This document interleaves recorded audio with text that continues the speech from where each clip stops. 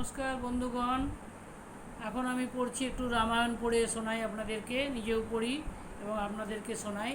হ্যাঁ, আপনাদেরকে বলেছি যে মন উদ্ভ্রান্ত থাকলে, মন খারাপ থাকলে আমি রামায়ণ মহাভারত একটু পড়ি, যেটা পড়লে মন শান্ত হয়।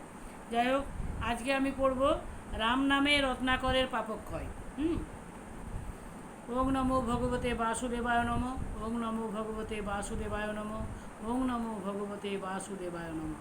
নারায়ণং নমস্কৃত্যং নরং চৈব নরোত্তমং দেবীং সরস্বতীং চৈব ততো জয় উদীরয়। জয় শ্রীহরি, জয় শ্রীহরি, জয় শ্রীহরি।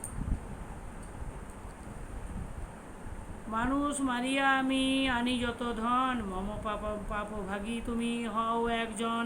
পুত্রের বচন শুনি কুপিল চবন, হেন কথা তোমায় বলিল কোনজন। কোন শাস্ত্রে শুনিয়াছ কে কহে তোমারে, পুত্রকৃত পাপ ভাগ লাগিবে পিতারে। অজ্ঞান বালক তোরে কি কহিব কথা, প্রভু পিতা পুত্র হয়, পুত্র হয় পিতা। পূর্বেতে বালক ছিলে পিতা ছিনু আমি, এখন বালক আমি পিতা হলে তুমি। আমি দস্যু রত্নাকর এসে বললেন যে আমার পাপের ভাগ আপনি নেবেন তো, আপনাদের জন্য আমি মানুষ মেরে ধন সম্পত্তি নিয়ে আসি, খাবার দাবার নিয়ে আসি, তো নেবেন? তখন মুনি চবন বললেন যে না, এটা তুমি কি করে বলছো? তুমি যখন ছোট ছিলে আমি তোমাকে কত কষ্ট করে, কত পাপ করে আমি তোমাকে বড় করেছি। এখন আমি তোমার পুত্রের সমান হয়ে গেছি, আমি কেন তোমার পাপের ভাগ নেব? যখন বালক ছিলে না ছিল যৌবন, বহু দুঃখ পরিতব করেছি পালন। কত করিয়াছি পাপ আপনি সংসারে, সেসব পাপের ভাগ না লাগে তোমারে। এবে পিতা হইয়াছ পুত্র তুল্য আমি, কোন রূপে তো আমাকে পশিবে নিত্য তুমি। মনুষ্য মারিতে তোমা বলে কোনজন, তোমার পাপের ভাগী হব কি কারণ। শুনিয়া বাপের বাক্য হেট মাথা করে, কাঁদিতে কাঁদিতে কহে মায়ের গোচরে। বাবার কাছে এরকম কথা শুনে দস্যু রত্নাকর মায়ের কাছে গিয়ে জিজ্ঞেস করলেন যে মা, আমার পাপের ভাগ কি তোমরা নেবে? শুনিয়া বাপের বাক্য হেট মাথা করে, কাঁদিতে কাঁদিতে কহে মায়েরও গোচরে। সত্য করি আমাকে গো কহিবে জননী, আমার পাপের ভাগী হবেন আপনি। জননী কহিতে ক্রুদ্ধা হইয়া অপার, এক দিবসের ধার কে শোধে আমার, এক দিবসের ধার কে শোধে আমার। 10 মাস গর্ভে ধরি পুষেছি তোমায়, তব যত পাপ পুত্র না লাগে আমায়। শুনিয়া মায়ের বাক্য মাথা হেট কইল, পত্নীর নিকট গিয়া সকলই কহিল। পত্নীর নিকট গিয়ে জিজ্ঞেস করলেন, বাবাকে জিজ্ঞেস করলেন পাপের ভাগ নেবেন? বলল না, তোমার পাপের ভাগ তোমাকেই বইতে হবে। মাও বললেন আমি 10 মাস 10 দিন তোমাকে পেটে ধরেছি, সেই ভার আমি নিয়েছি, এখন তোমার পাপের ভাগ আমি ভাগ নিতে পারবো না। শুনিয়া মায়ের বাক্য মাথা হেট কইল, পত্নীর নিকট গিয়া সকলই কহিল। জিজ্ঞাসি তোমারে প্রিয়ে সত্য করি কহ, আমার পাপের ভাগী হও কিনা হও। জিজ্ঞাসি তোমারে প্রিয়ে সত্য করি কও, আমার পাপের ভাগী হও কিনা হও। শুনিয়া স্বামীর বাক্য কহিছে রমণী, নিবেদন করি প্রভু শুন গুণমণি। বিধাতা করেছে মোরে অর্ধাঙ্গের ভারী, অন্য অন্য পাপ নিতে পামি এই পাপ নারী। যখন করিলে তুমি আমারে গ্রহণ, সর্বদা করিবে মোর ভরণ পোষণ। আর যত পাপ পুণ্য ভালো লাগে মোরে, পোষণার্থে পাপ ভাগ না লাগে আমারে। মনুষ্য মারিতে কেবা বলিল তোমাকে, এইমাত্র জানি তুমি পারিবে আমাকে। শুনিয়া ভার্যার কথা রত্নাকর ঘরে, কেমন তরিব আমি এ পাপ সাগরে। ডুবিনু পাপেতে মোর কি হইবে গতি, কাঁদিতে লাগিল মুনি সরিয়া দুষ্কৃতি। লোহার মুদগর নিজ মাথায় মারিল, অচেতন হয়ে তবে ভূমিতে পড়িল।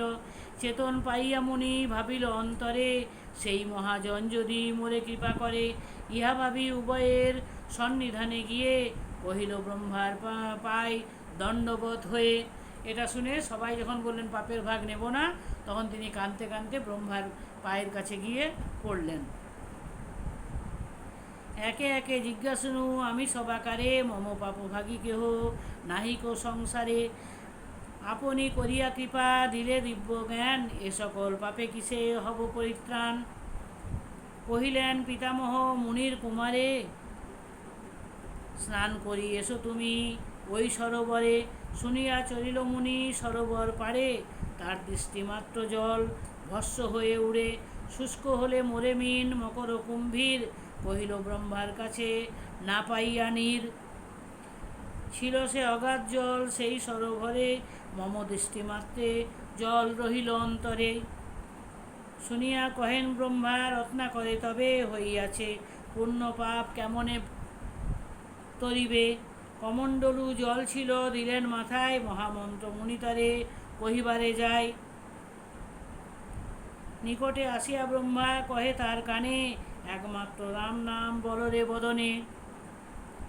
পাপে জড় জিহ্বা রাম বলিতে না পারে, কহিল আমার মুখে ও কথা না সরে।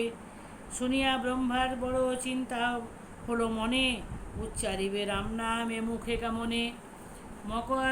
মকার করিলে অস্ত্রে, রা করিলে শেষে, তবে বা পাপীর মুখে রাম নাম আসে। ব্রহ্মা বলিলেন তারে উপায় চিন্তিয়া, মনুষ্য মারিলে বাপু ডাকো কি বলিয়া। শুনিয়া ব্রহ্মার কথা বলে রত্নাকর, মৃত মনুষ্যেরে মরা বলে সব নর। মরা নয় মরা বলি জপ অবিরাম, তবে মুখে তখনই স্ফুরিবে রাম নাম।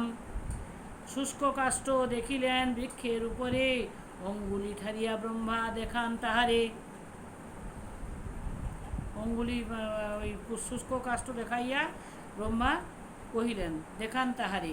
বহুক্ষণে রত্নাকর করি অনুমান, বলিল অনেক কষ্টে মরা কাষ্ঠ খান। মরা মরা বলিতে আইল রাম নাম, পাইল সকল পাপে মুনি পরিত্রাণ। তুলা রাশি যেমন অনলে ভস্যে হয়, একবার রাম নামে সর্বপাপ ক্ষয়। নামের মহিমা দেখি ব্রহ্মার তরাস, আদিকাণ্ড গাহিল পণ্ডিত কৃত্তিবাস। রাম নাম বলতে বললেন, ওনার এত পাপ যে রাম নাম মুখে বেরোচ্ছিল না। তখন বললেন তোমরা মরা মানুষকে কি বলো, মানে কেউ ইয়ে হয়ে গেলে তো তখন বললেন মরা বলি। মরা নয় বলো মরা। নিয়ে মরা মরা মরা মরা করতে করতে রাম নাম মরা মরা মরা মরা মরা মরা মরা মরা মরা মরা মরা মরা মরা মরা মরা মরা মরা, দেখুন রাম নাম চলে আসছে। মরা মরা করতে করতে রাম নাম চলে আসে। তাই তারপর থেকে দস্যু রত্নাকরের রাম নাম জপ করতে করতে সব পাপ ক্ষয় হলো। তারপর তিনি বিরাট মুনি হয়ে তারপর তিনি রামায়ণ রচনা করেছিলেন। ধন্যবাদ বন্ধুগণ, সকলে ভালো থাকুন, সুস্থ থাকুন, শুভরাত্রি। ওং নমো ভগবতে বাসুদেব।